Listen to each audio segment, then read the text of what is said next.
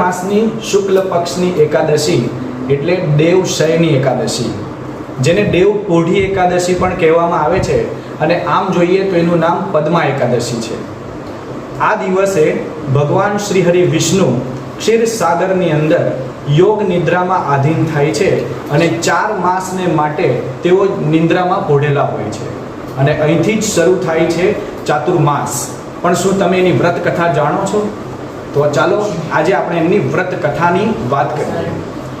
યુધિષ્ઠિરે શ્રી કૃષ્ણને પૂછ્યું કે હે માધવ, અષાઢ માસની શુક્લ પક્ષની એકાદશી એટલે કે દેવશયની એકાદશી વિશે મને વિગતવાર સમજાવો, મારે એ જાણવાની જિજ્ઞાસા છે. ત્યારે માધવે શ્રી કૃષ્ણએ એ એકાદશીની વ્રત કથા કહેતા જણાવ્યું કે સૂર્યવંશની અંદર માંધાતા નામનો એક રાજા થઈ ગયો અને તે રાજા ખૂબ જ પ્રતાપી અને પ્રજાને ખૂબ જ પ્રેમ કરનારો રાજા હતો. પણ સંજોગો વસાત એવું બન્યું કે સતત 3 વર્ષ સુધી એના રાજ્યમાં વરસાદનું એક ટીપું પણ ન વરસ્યું અને કાળઝાળ ગરમીથી દુકાળનો સામનો કરી રહેલા નગરજનો અકળાવા લાગ્યા. પશુધન નાશ પામવા લાગ્યું અને પાક જે થવો જોઈતો હતો એ પણ પૂરેપૂરો નાશ પામ્યો.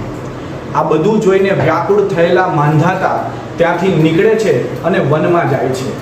વનમાં તેઓ બ્રહ્માના પુત્ર ઋષિ અંગિરાને મળે છે અને અંગિરાને પોતાની આ વ્યથા જણાવે છે અને ઋષિ અંગિરા એમને કહે છે કે અષાઢ માસની શુક્લ પક્ષની દેવશયની એકાદશીનું વ્રત જો તમે પૂરી શ્રદ્ધા સાથે અને તમારી પ્રજા સાથે મળીને કરશો તો અવશ્ય આનું કોઈક ને કોઈક નિરાકરણ તમને મળશે.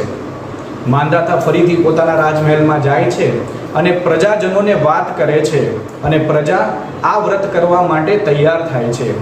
તો સાથે જ મળીને બધાએ જ આ વ્રત કર્યું, વિધિવત એનો મહિમા કર્યો અને શ્રદ્ધા રાખીને ભગવાન શ્રી હરિ વિષ્ણુની ભક્તિ કરી અને એ વ્રતના પ્રતાપથી એ જ વર્ષે એમના રાજ્યની અંદર એટલો વરસાદ થયો કે દરેક ખેડૂતને પોતાનું જે નુકસાન હતું એ પણ ભરપાઈ થયું અને સાથે સાથે પશુધનની સાચવણી પણ થઈ અને પ્રજા રાજીના રેડ થઈ ગઈ. તો આ હતી દેવશયની એકાદશી એટલે કે દેવ પોઢી એકાદશીની વ્રતની કથા. આવી જ વ્રત કથાઓ જાણવા માટે વિડીયોને લાઈક અને શેર અવશ્ય કરજો. જય શ્રી કૃષ્ણ.